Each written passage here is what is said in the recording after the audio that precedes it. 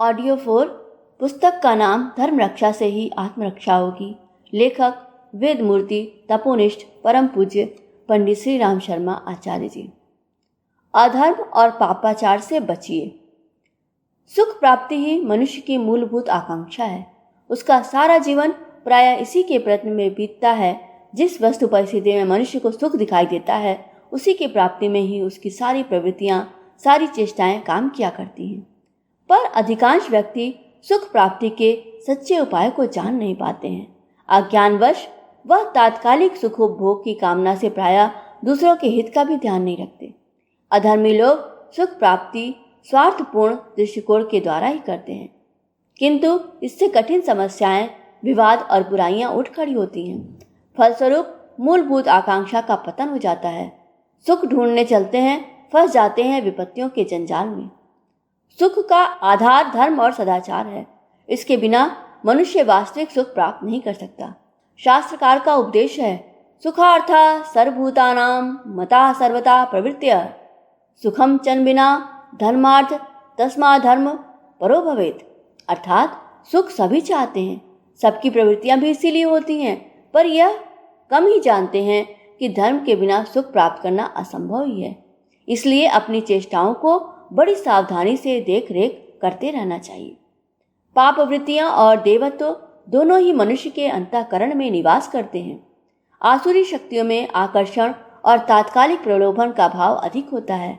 इससे मनुष्य बलात् बुराइयों की ओर खिंच जाता है। यह बुराइयां जब स्वभाव में गहराई तक प्रवेश कर जाती हैं तो वे संस्कार बन जाती हैं। यह कुसंस्कार ही मनुष्य को जन्म जन्मांतरों तक जन्म मरण और सांसारिक दुखों में आवृत किए रहते हैं। मनुष्य बार बार पाप करता है, बार बार दुख पाता है। इस भ्रमजाल में वह अपने वास्तविक लक्ष्य को भूल जाता है। परिणाम यह होता है कि मनुष्य जीवन मिलने पर भी वह सामान्य प्राणियों जैसे ही आचरण करता रहता है। उसका विकार, उसका विचार, उसका विवेक, उसकी सद्बुद्धि अधर्माचार के कारागार में बंधी पड़ी रहती है। बेचारा जीव तरह तरह के दुख सहन करता हुआ भाग्य और ईश्वर को दोष लगाता रहता है।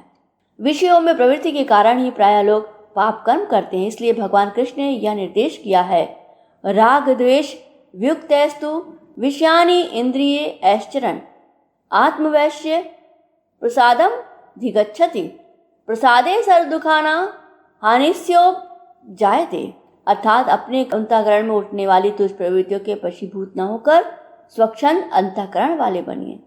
जब तक ऐसा नहीं करेंगे, राग द्वेष से तब तक निवृत्ति नहीं होगी। जब तुम इंद्रियों का स्वामित्व प्राप्त कर लोगे, तभी प्रसन्नता प्राप्त होगी। इस दिव्य आनंद के द्वारा ही जीवन का सच्चा सुख प्राप्त कर सकोगे। पाप और अधर्म की दुष्प्रवृत्तियों से जो समय रहते सावधान हो गया, वही सच्चा साधक, सच्चा आत्मवादी कहा जा सकता है। मोह माया के क्षुद्र जीवन से ऊपर उठने के लिए सदाचार आवश्यक है। जो केवल अपरिपक्व, अस्थिर, क्षुद्र और छोटी छोटी बातों में ही जीवन गंवाते रहते हैं, उन्हें अज्ञानी ही माना जाएगा। उसको इस लोक में दुख भोगने पड़ते हैं और पारलौकिक अनुभूतियों से भी वंचित रहना पड़ता है। प्रसिद्ध फ्रांसीसी विद्वान बर्थेलो ने एक बार अपने प्रवचन में कहा, मनुष्य जाति की सर्वोपरि प्रेरक शक्तियां हैं शक्ति और धर्म। आत्मा का अस्तित्व इन्हीं से जाना जा सकता है। मनुष्य को जिस सुख की कामना है, वह यथार्थ में कोई बाह्य वस्तु या परिस्थिति नहीं है। मनुष्य अपनी रुचि के अनुसार जिन वस्तुओं में तृप्ति देखता है, उन्हीं को सुख का साधन मान लेता है। यहाँ यह भूल जाते हैं कि हमारा मूल विषय निजत्व का ज्ञान प्राप्त करना है। अर्थात हम तब तक सुख प्राप्त नहीं कर सकते जब तक यह ज्ञान जान नहीं लेते कि हम क्या हैं, कौन है और हमारा शाश्वत स्वरूप क्या है। यह अज्ञानता ही दुख का कारण है, क्योंकि लोग पाप और दुष्कर्म अज्ञानवश ही करते हैं। आत्मा की सही स्थिति का ज्ञान होते ही मनुष्य की चित्त प्रवृत्तियां शुद्ध और पवित्र होने लगती हैं। इसलिए सुख प्राप्ति के लिए भी शुद्ध जीवन की आवश्यकता पर अधिक जोर दिया जाता है। दुख जिसे कोई नहीं चाहता, वह मनुष्यों के अधर्म और पाप कर्मों का परिणाम होता है। सुख की प्राप्ति सुयोग्य आचरण से होती है और पाप संपादन से त्रास बढ़ता है। पर मनुष्य सदैव इससे विपरीत ही आचरण करता है। इसलिए शास्त्रकार ने निर्देश दिया, पुण्यस्य फलमिच्छन्ति पुण्यम नेच्छन्ति मानवाः न पाप फलमिच्छन्ति पापम कुर्वन्ति यत्नतः। अर्थात मनुष्य सुखों की पुण्य फल की इच्छा तो करता है, किंतु स्वयं पूर्ण अर्जित नहीं करता है।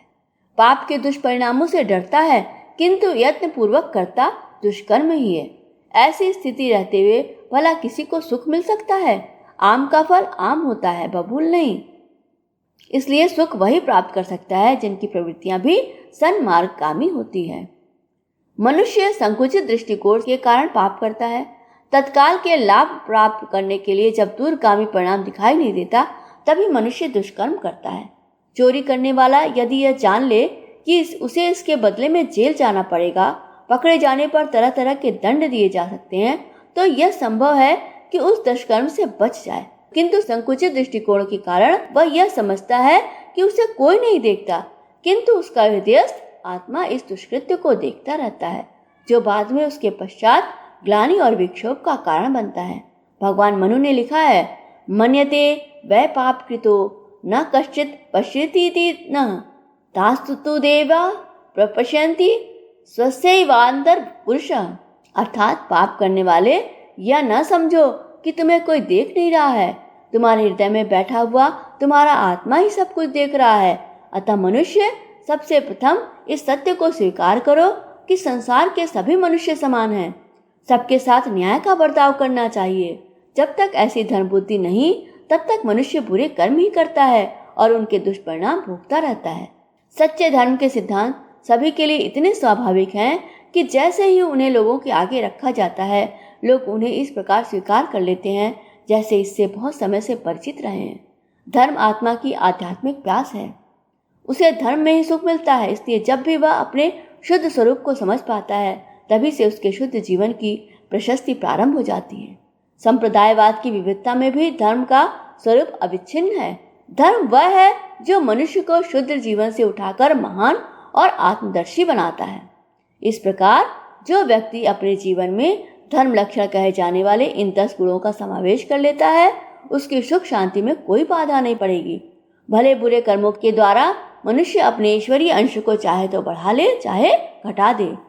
ईश्वरीय ज्योति को विकसित करने के लिए वासनाओं का दमन करना पड़ता है और अपने अंदर प्रेम भाव, अहिंसा और उदारता के सद्गुणों का जागरण करना होता है। यह सिद्धांत पूर्णतया सर्वधार्मिक और सार्वभौमिक है। मत मतांतर का इसमें किसी प्रकार झगड़ा नहीं है। धर्म सिखाता है और संसार के समस्त पदार्थों का परमात्मा से क्या संबंध है। धर्म मनुष्य की आंतरिक शक्तियों को जगाता है। सही ज्ञान और आंतरिक शक्तियों के समन्वय से ही मनुष्य का जीवन सर्वांगपूर्ण बनता है। मना पाप संकल्प सोडो निदावा, मना सत्य संकल्प जीवो बरावा। अर्थात हे मन, तू अपने पाप संकल्प को त्याग कर सत्य संकल्प धारण कर। यह निर्विवाद सत्य है कि हमारा जीवन लक्ष्य बाह्य सुखोपभोग तक ही सीमित नहीं है। अपना एक सात्विक लक्ष्य भी है, वह है आत्मज्ञान और आध्यात्मिक सुख की प्राप्ति। इस लक्ष्य को पूरा करना हो तो अधर्म और पापाचार से बचकर सत्य संकल्पों को ही जीवन में प्रथम स्थान देना होगा।